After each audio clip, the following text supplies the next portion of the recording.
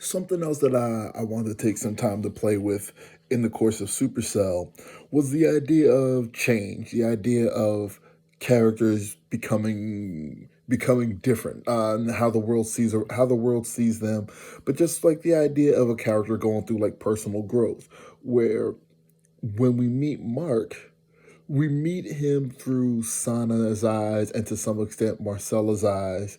And what we learn really quickly is that the Mark that we're meeting, like present day in the story of Supercell, isn't the same Mark that Sana and Marcella met when they first met him. That he's gone through some changes, he's gone through some growth.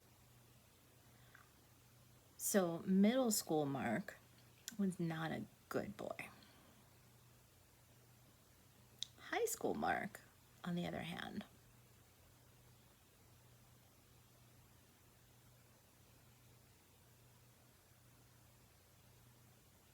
so And like they're getting to see a sort of new version of him. Whereas with Darryl, Darryl's growth is almost entirely off page, where we understand him at some point to be someone who came to America, somebody who had a hard time and sort of gathered this group of friends around him just as sort of like protection, friendship, socialization. And now that he's got this group of friends around him, he sort of takes sort of a leadership position over these friends. He takes sort of like the charismatic leader position over these friends in ways that he's not even entirely aware of.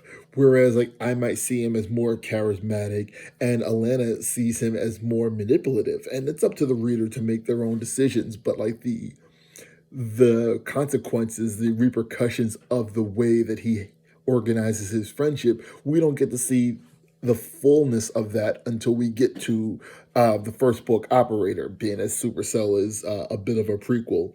But you know, it's something I wanted to play with. It's something I hope the reader gets something out of. It's something that I hope sparks some conversations about both of these characters and the growth that each of them goes through.